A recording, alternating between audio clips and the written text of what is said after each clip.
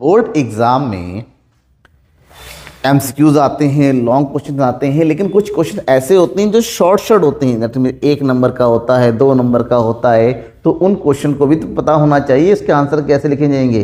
तो आज की इस वीडियो में मैं वेस्टर्न अर्थशास्त्र के ऐसे 30 क्वेश्चन आपको बताने वाला हूं जो बोर्ड एग्जाम में आई थिंक सबसे ज़्यादा रिपीट हुई है।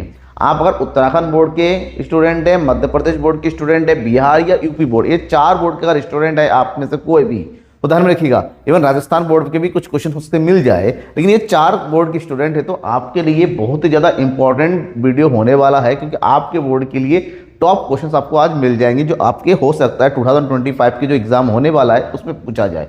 तो मैं क्या बताने वाला हूं आपको, मैं बताने वाला हूं आपको टॉप 30 क्वेश्चन।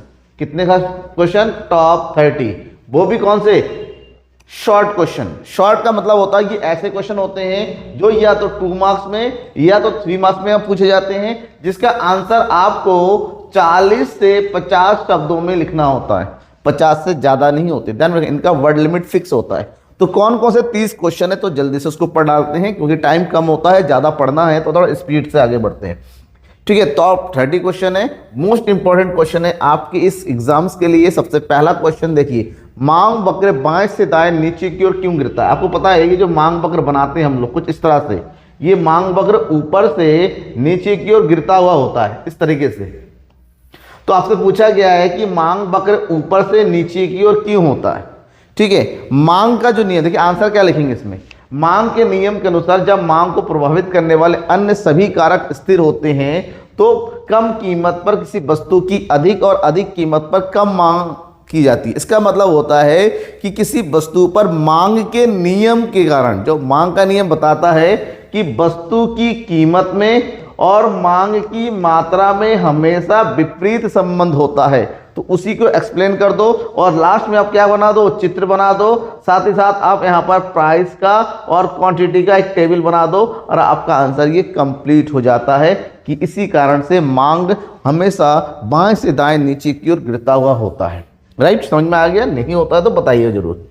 सीमांत लागत को तालिका द्वारा स्पष्ट कीजिए।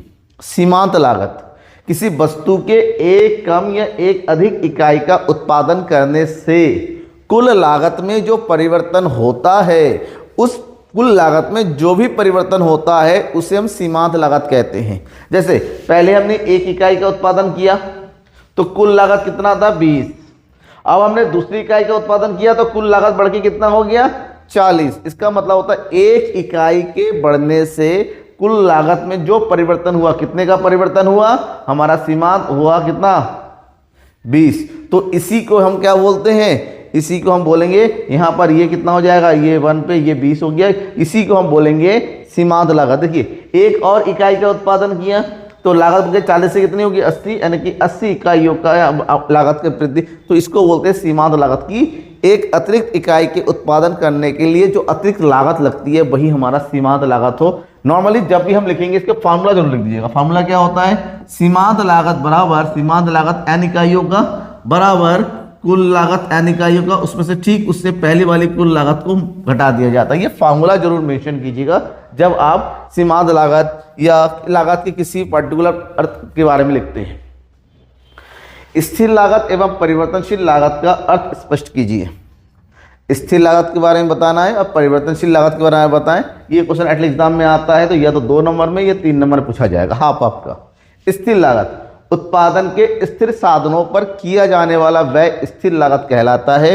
ये उत्पादन में होने वाले परिवर्तन से प्रभावित नहीं होता है, मतलब उत्पादन चाहे बढ़े या घटे, स्थिर लागतों में कोई परिवर्तन नहीं होता है। जैसे भूमि का किराया, भूमि का किराया, आपकी दुकानदारी हो, उत्पादन हो या ना हो, किराया कम नहीं होने देने वाला, देना ही पड़ेगा। ठीक है, लोन का ब्याज, आप अगर उत्पादन के लिए आपने दुकानदारी के लिए लोन ले रखा है, अब दुकानदारी हो या ना हो उसका ब्याज तो पेमेंट करना ही पड़ेगा। परिवर्तनशील लागत उत्पादन के परिवर्तनशील साधनों पर होने वाला व्यय परिवर्तनशील लागत कहलाता है। परिवर्तनशील साधन मतलब जैसे कच्चा माल हो गया, बिजली का बिल हो गया, ठीक है, श्रमिकों का मजदूरी हो गई, ये सब आपका क्या होता है? परिवर्तनशील लागत, क्योंकि उत्पादन के बढ़ने के साथ साथ इन लागतों में वृद्धि होती है और उत्पादन में कमी होने के साथ साथ इन लागतों में कमी होती चली जाती है।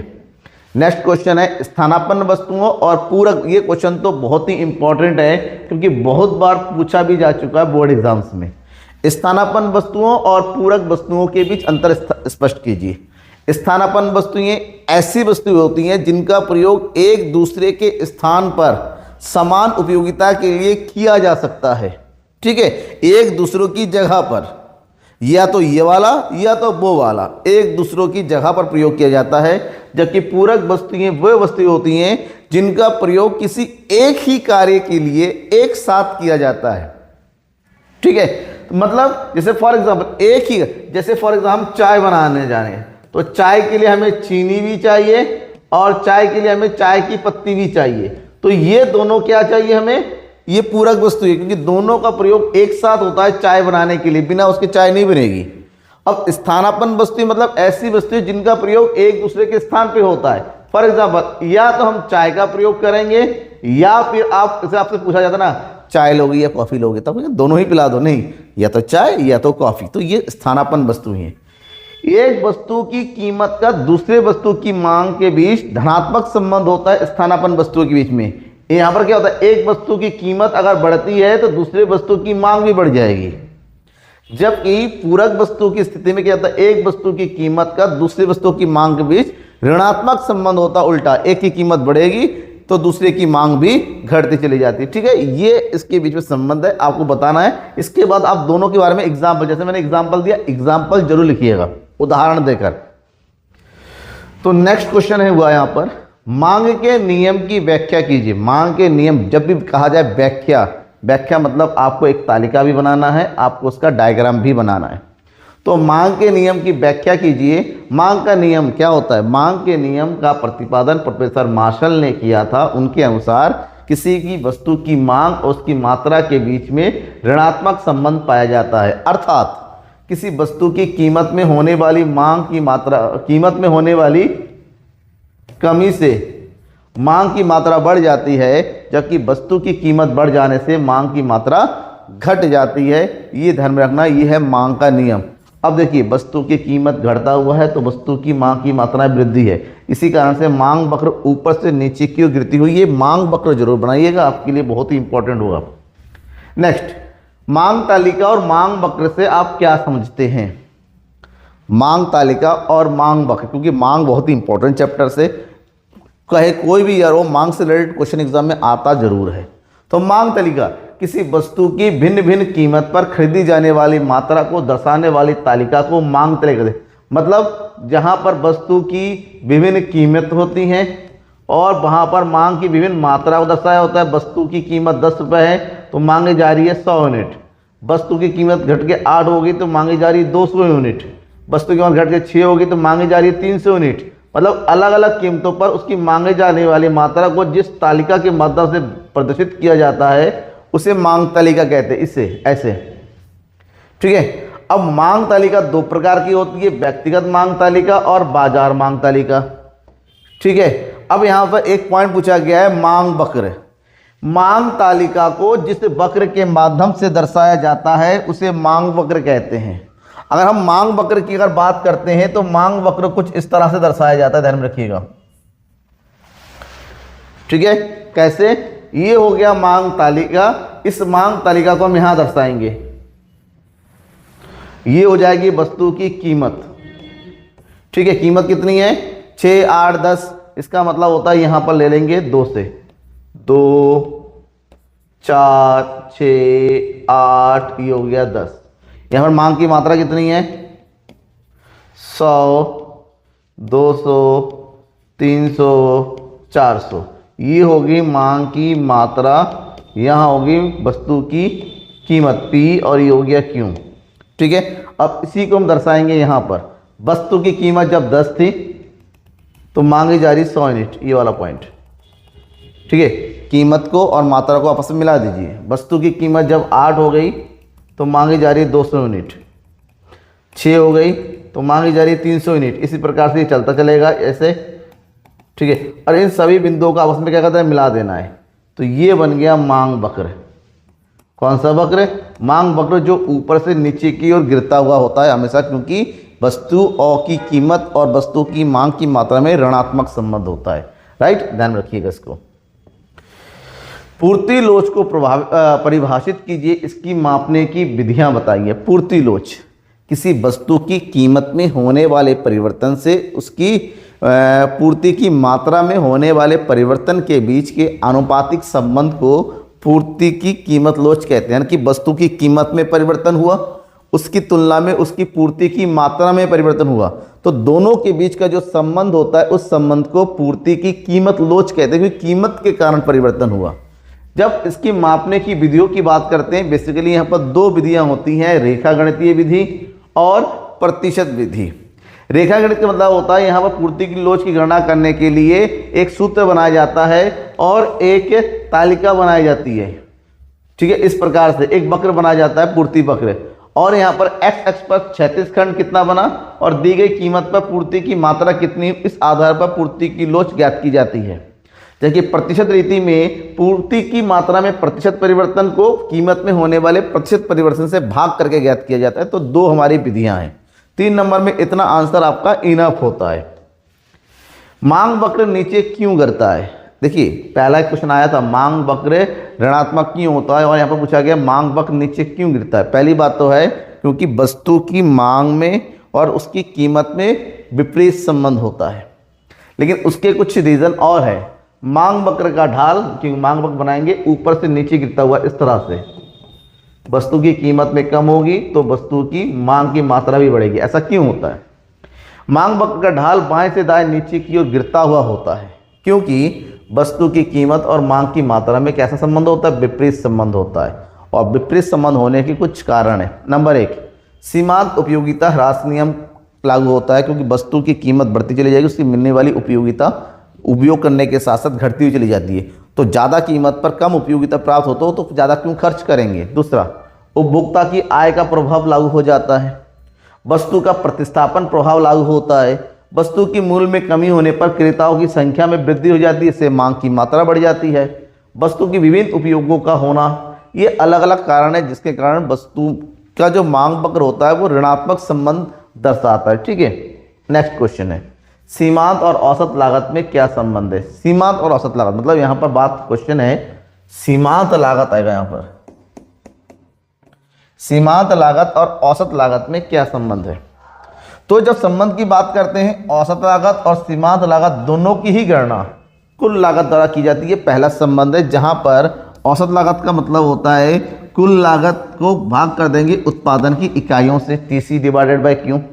जबकि सीमांत लागत ज्ञात करने के लिए फॉर्मूला लगाएंगे TCN माइनस TCN माइनस 1। थोड़ी देर पहले मैंने कैलकुलेट करके भी बताया था आपको। दूसरा संबंध है जब हमारा AC औसत लागत गिरता है तब सीमांत लागत इससे कम होता है। मतलब ये हो गया पॉइंट। ठीक है, जब औसत लागत कम हो रहा है ये, तो सीमांत लागत इससे कम होता है, इस तरह से। जब AC बढ़ता है तो सीमांत लागत, जब AC बढ़ेगा मतलब इस तरह से होगा तो हमारा सीमांत लागत भी बढ़ेगा इस तरह से। ठीक है, और जब औसत लागत स्थिर रहता है तो सीमांत लागत उसके बराबर होगी, मतलब ये वाला पॉइंट। तो ये इसके बीच में बेसिक संबंध होता है औसत लागत और सीमांत लागत। इस पॉइंट को आपको लिखना है। नेक्स्ट, पूर्ण प्रतियोगिता। अब एकाधिकार के मंद अंतर स्पष्ट कीजिए, बहुत जरूरी है। 3 नंबर का है तो 4 पॉइंट लिख दो, 4 नंबर का है तो 5 पॉइंट लिख दो, 2 नंबर का है तो 3 पॉइंट लिख दो। यहाँ पर शॉर्ट में होता है तो उसी हिसाब से लिखिए। पूर्ण प्रतियोगिता क्या है? एक ऐसा बाजार जहाँ पर क्रेता और विक्रेताओं की संख्या असंख्य होती है, बहुत ज़्यादा होती है, जबकि एकाधिकारी में केवल एक ही विक्रेता होता है। पूर्ण प्रतियोगिता में औसत आगम सीमांत आगम हमेशा बराबर होगा, यानी कि AR बराबर MR होता है, जबकि एकाधिकार में औसत आगम सीमांत आगम से ज़्यादा होता है। दीर्घकाल में पूर्ण प्रतियोगिता की स्थिति में केवल सामान्य लाभ ही किया जा सकता है, क्योंकि वस्तु की कीमत हमेशा समान रहती है, जबकि एकाधिकार में दीर्घकाल में असामान्य लाभ लिया जा सकता है, क्योंकि एकाधिकार अपने हिसाब से वस्तु की कीमत बढ़ा सकता है। पूर्ण प्रतियोगिता में नई फर्मों का स्वतंत्र प्रवेश होता है, जब चाहे फर्म छोड़ के जा सकता है, जबकि एकाधिकार में किसी भी नई फर्म का प्रवेश वर्जित होता है, वो प्रवेश नहीं कर सकता। ये हो गया। आपको लगता है कि इस चैप्टर को कंप्लीटली पढ़ना, डिस्क्रिप्शन में पूरा लिंक दिया हुआ, प्लेलिस्ट दिया हुआ, वहाँ से आप पढ़ सकते हैं। नेक्स्ट, बाजार मूल्य और सामान्य मूल्य में परस्पर संबंध स्पष्ट कीजिए। इस पे संबंध भी आता है, इसमें इस क्वेश्चन से रिलेटेड अंतर भी आता है। संबंध पढ़ लिया तो उसी को अंतर में बता दो, और अंतर पढ़ लिया तो उसको संबंध में बता दो। बाजार मूल्य एक अति अल्पकाल स्थिति में निर्धारित होने वाला मूल्य है और इसको बाजार की क्रियाकलापों के आधार पर उतार चढ़ाव आता रहता है, जबकि सामान्य मूल्य किसी वस्तु का वह मूल्य होता है जो दीर्घकाल बाजार में पाया जाता है, जो बाजार की महत्वपूर्ण शक्ति हो, यानी कि मांग और पूर्ति द्वारा निर्धारित होती है, जिसमें बहुत ही जल्द परिवर्तन संभव नहीं होता है। ठीक है, ध्यान रखना, बाजार मूल्य हमेशा सामान्य मूल्य के इर्द गिर्द, बाजार में जो कीमत प्रचलित होती है वो सामान्य मूल्य के इर्द गिर्द ही घूमता रहता है। मतलब कुछ इस प्रकार से होता है, मान लीजिए बाजार में ये मूल्य निर्धारित हो गया, ये हो गया आपका सामान्य मूल्य, और जो बाजार मूल्य होता है कभी इससे ऊपर कभी नीचे, कभी ऊपर कभी नीचे, कभी ऊपर कभी नीचे, ये होता है आपका मार्केट प्राइस। ठीक है, ये स्थिति जब बनाएंगे तो इस तरह से डायग्राम भी बना दिया करो, इस पे इंप्रेशन ज़्यादा रहता है। मांग की कीमत लोच को प्रभावित करने वाले किन्हीं 3 तत्वों की व्याख्या कीजिए। मांग की कीमत लोच, मांग की कीमत लोच क्या होती है? वस्तु की कीमत में होने वाले परिवर्तन से वस्तु की मांग में होने वाला परिवर्तन, इसको वस्तु, इसके अनुपातिक संबंध को मांग की कीमत। और जब मांग की कीमत लोच किससे प्रभावित होती है? इसका सबसे पहला है वस्तु की प्रकृति। वस्तु की प्रकृति के आधार पर, वस्तु अगर अनिवार्य प्रकृति है तो मांग की लोच इसमें क्या होती है? कम होती है, क्योंकि वस्तु की कीमत घटने और बढ़ने पर वस्तु की मांग पर कोई प्रभाव नहीं पड़ता है। जबकि वस्तु अगर विलासिता की होती है तो मांग की लोच बहुत ज़्यादा होती है, क्योंकि लोग कीमत के घटने के इंतजार करते हैं।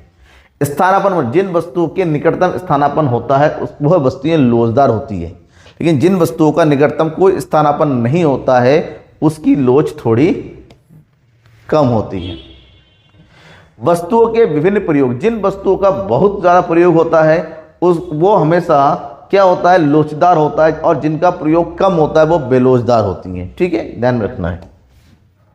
पूर्ण प्रतियोगिता से आप क्या समझते हैं? पूर्ण प्रतियोगिता बाजार की एक ऐसी स्थिति है जिनमें क्रेताओं और विक्रेताओं की बहुत बड़ी संख्या होती है।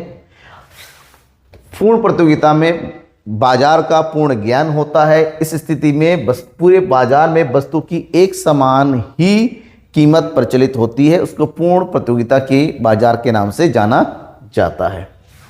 बाजार की प्रमुख विशेषताओं का वर्णन कीजिए। बाजार एक ऐसी दशा है, यह बाजार एक ऐसा क्षेत्र है जहां पर किसी वस्तु को का क्रेता और विक्रेता एक जगह होकर उसकी निश्चित कीमत पर क्रय विक्रय करता है। तो जब बाजार की विशेषताओं की बात करते हैं, नंबर 1, बाजार का स्थान से नहीं बल्कि क्षेत्र से होता है। बाजार किसी वस्तु विशेष का होता है। बाजार में वस्तु के क्रेता और विक्रेता दोनों मौजूद होते हैं, और बाजार की में वस्तु की एक निश्चित कीमत प्रचलित होती है। ये बाजार की प्रमुख विशेषता होना चाहिए, अदरवाइज वो बाजार नहीं होगा। एक साधन के प्रतिफल से क्या आता है? एक साधन का प्रतिफल, एक साधन का प्रतिफल एक अल्पकालीन अवधारणा है जिसके अंतर्गत उत्पादन के सभी बाकी साधनों को स्थिर रखकर केवल एक साधन में अगर परिवर्तन किया जाता है जिससे उत्पादन की मात्रा में वृद्धि होती है। और ये जो एक साधन होता है वो क्या होता है? श्रम होता है, यानी बाकी साधन स्थिर रहते हैं, इसलिए इसको एक साधन के प्रतिफल के नाम से जाना जाता है, जो कि अल्पकाल में लागू होता है। नेक्स्ट, अवसर लागत क्या है? इंपॉर्टेंट क्वेश्चन है, कई बार पूछा गया है। किसी वस्तु की अवसर लागत वो सर्वश्रेष्ठ विकल्प होता है जिसका उत्पादन उन्हीं उत्पत्ति साधनों द्वारा उसी लागत पर उस वस्तु के विकल्प में रूप में किया जाता है, या यूं कह सकते। एक और परिभाषा इसकी, अवसर लागत। अवसर लागत किसी वस्तु का त्याग का वह मूल्य होता है जहां पर एक वस्तु की उत्पादन में वृद्धि के लिए दूसरे वस्तु की मात्रा में त्याग करनी पड़ती है। मान लो 2 वस्तु का प्रयोग कर रहे हैं हम, x और y, तो x का 1 कर रहे हैं, ठीक है, और y का 10 कर रहे हैं। y की 1 यूनिट बढ़ानी है तो y की 2 यूनिट कम करनी पड़ेगी। मतलब x की 1 मात्रा को बढ़ाने के लिए y को 2 मात्रा का त्याग करना पड़ेगा। तो त्याग की इसी यूनिट को हम क्या बोलते हैं? अवसर लागत कहते हैं, कि इसका 1 यूनिट की अवसर लागत y की 2 यूनिट को कम करने से होता है। ठीक है, कुल आगम, औसत आगम और कुल आगम औसत आगम को क्या तात्पर्य? ये 2 बार लिख गया, सॉरी। कुल आगम और औसत आगम में क्या तात्पर्य? कुल आगम किसी वस्तु की बिक्री की सभी इकाइयों से प्राप्त आय को कुल आगम कहते हैं। यहाँ पर कुल आगम का फार्मूला होता है, कुल आगम बराबर वस्तु की बिक्री प्रति इकाई कीमत वस्तु की प्रति इकाई कीमत को गुणा कर देते हैं बिक्री की मात्रा से। ठीक है, जितनी भी इकाई बेच रहे हैं उसको कितनी प्रति इकाई कीमत पर बेच रहे हैं उसके आधार पर औसत आगाम, कुल आगाम की प्राप्ति होती है। जबकि वस्तु की प्रति इकाई कीमत को औसत आगाम का नाम देते हैं। इसका मतलब होता है अगर कुल आगाम को बिक्री की इकाई से भाग देंगे तो हमें औसत आगाम की प्राप्ति हो जाती है। इस फॉर्मूले को जरूर लिखिएगा। आप कोशिश करेंगे जहां फॉर्मूला जरूरी है और फॉर्मूला लिख सकते हैं तो लिख दीजिए। आर्थिक समस्या को चुनाव की समस्या क्यों कहते हैं? क्योंकि मनुष्य की आवश्यकताएं असीमित है जबकि उनके संसाधन कम है। जितने भी संसाधन होते हैं, सीमित संसाधनों के कई सारे विकल्प हमारे पास मौजूद होते हैं जिन विकल्पों का प्रयोग हम अलग अलग तरीके से कर सकते हैं। उन सभी विकल्पों में से हम अपनी आवश्यकता की पूर्ति के लिए एक सर्वश्रेष्ठ विकल्प का चुनाव करते हैं।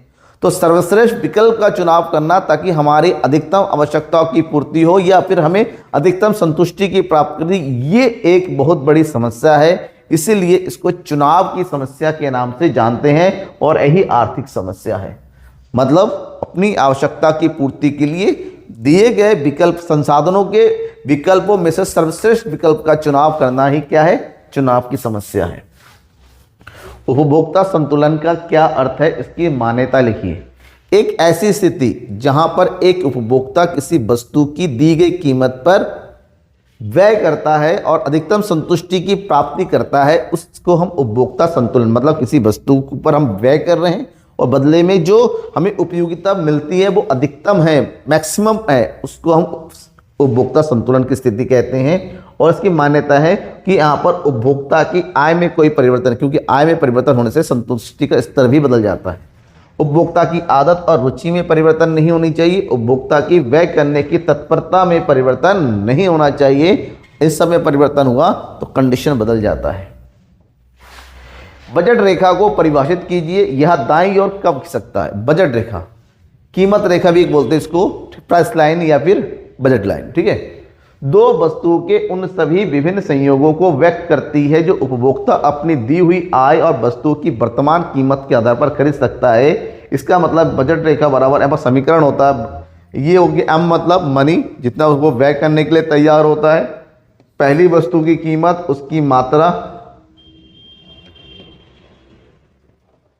ठीक है, थोड़ा सा इसे लिख देता हूं इसमें। पहली वस्तु की मात्रा और उसकी कीमत प्लस कर देंगे दूसरी वस्तु की मात्रा, उसकी कीमत। और इन दोनों का टोटल हमेशा व्यय की मात्रा के बराबर होनी चाहिए। तो उसको इस प्रकार से जो हम रेखा तैयार करेंगे उस रेखा को बजट रेखा के नाम से जानते हैं, जो कि वो स्ट्रेट लाइन होती है ऊपर से नीचे गिरती हुई। बजट रेखा दाईं ओर कब खिसकता है? बजट रेखा के दाईं ओर खिसकने के दो कारण हैं। नंबर एक, जब उपभोक्ता की आय में परिवर्तन हो और या फिर वस्तु की कीमत में परिवर्तन हो। ये दो ही स्थितियां जहां पर बजट रेखा अपने स्थान से परिवर्तित कर सकती है। मांग और पूर्ति कैंची के दो फलक है। इस कथन को मूल्य निर्धारित के संबंध में व्यक्त कीजिए। पहली बात तो है, इस कथन को देने वाले थे प्रोफेसर मार्शल, जिन्होंने कहा था किसी भी वस्तु की अगर कीमत का निर्धारण करना है तो वस्तु की कीमत और वस्तु की मांग और पूर्ति का होना आवश्यक है। तो जिस प्रकार किसी वस्तु को काटने के लिए कैंची के दोनों फलकों की आवश्यकता होती है, उसी प्रकार से किसी वस्तु की कीमत निर्धारण के लिए वस्तु की मांग और पूर्ति का होना आवश्यक है। एक ऐसा बिंदु जहां पर वस्तु की मांग और वस्तु की पूर्ति दोनों ही आपस में बराबर है, उसी स्थिति में वस्तु की कीमत का निर्धारण हो जाता है। ठीक है, जैसे वस्तु की कीमत है, ये कीमत है 2, 3, 4, 5, 6। ठीक है, और वहीं पर अगर मांग की बात करते हैं, वस्तु की मांग पहले तो कितनी थी? 50। वस्तु की कीमत के बढ़ने से मांग कम होती चली जाती है, 40, 30, 20 और 10। ठीक है, और वहीं पर जब हम पूर्ति की बात करते हैं, कीमत के बढ़ने के साथ साथ पूर्ति की मात्रा भी बढ़ती हुई चली जाती है। इस प्रकार से तो एक बिंदु ऐसा जरूर होता है जहाँ पर एक निश्चित कीमत पर वस्तु की मांग और पूर्ति दोनों ही बराबर होती है। जिस जगह पर ये दोनों बराबर होता है उसी को हम बोलते हैं संतुलन कीमत, और उसी कीमत को बोलते हैं, इसको बोलते हैं संतुलन कीमत, यानी कि ₹4 संतुलन कीमत है। अगर इसको तालिका दर्शा रहे तो ग्राफ भी बनाइए कुछ इस तरह से। ये हो गया क्या, मांग वक्र DD, और ये हमारा पूर्ति वक्र SS, और ये दोनों बिंदु E पर आपस में प्रतिच्छेद कर रहे हैं। तो ये जो इसको बोलते हैं संतुलन कीमत, और ये है संतुलन मात्रा। ठीक है, डायग्राम, चार्ट, टेबल जितना ज़्यादा बना सकते हैं आपके लिए बेटर एग्जाम में। एकाधिकारी बाजार की कीमत कैसे निर्धारित होती है? एक एकाधिकारी में विक्रेता ही सब कुछ है, वही बाजार है, इसलिए वस्तु का निर्धारण वो खुद करता है, स्वयं करता है। लेकिन एकाधिकारी अगर चाहता है वो अधिक लाभ कमाना और कीमत अधिक रखना चाहता है तो उस स्थिति में अधिक मात्रा नहीं बेच पाएगा, क्योंकि वस्तु की अधिक कीमत पर अधिक मात्रा नहीं बेची जा सकती, क्योंकि विक्रेता ज़्यादा कीमत पर उसकी मात्रा को नहीं खरीदेगा। इस प्रकार से एक एकाधिकारी को हमेशा अगर अधिक मात्रा बेचना है तो उसकी कीमत कम रखनी पड़ेगी, तो वस्तु की कीमत ऊपर से नीचे गिरती हुई इस तरह से।